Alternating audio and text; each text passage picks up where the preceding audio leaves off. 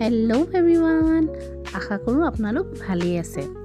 ৰাতিপুৱা যিহেতু সদায় সোনকালে উঠিবলগীয়া হয় কাৰণ ৰাগৰ স্কুল থাকে, তো যিমান সোনকালে উঠোঁ কামবোৰচোন সিমানেই দেৰি হয়।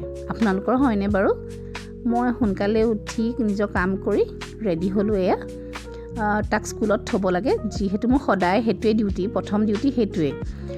তো তাক স্কুলত থোৱাৰ পিছত মই অলপ সময় পাওঁ, সময় মানে কি আৰু নিজৰ কামখিনি কৰিবৰ কাৰণে।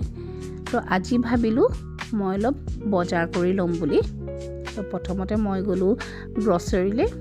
গ্ৰচাৰী বজাৰখিনি কৰাৰ পিছত ভাবিলোঁ অলপ মাছ লৈ যাম। বহুত দিন মাছ খোৱাই নাছিলোঁ। তো ইয়াত আমাৰ বিভিন্ন ধৰণৰ মাছ ওলায়। আৰু এইটো কি দেখিছে? এইটো হৈছে এটা অষ্ট্ৰেলিয়ান কাৰেঞ্চি।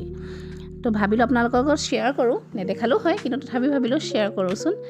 খুব ট্ৰেন্সপাৰেণ্ট হয় আৰু ৱাটাৰপ্ৰুফ হয়। তো সেইটো ভাবিলোঁ অলপ আপোনালোককো দেখাওঁ।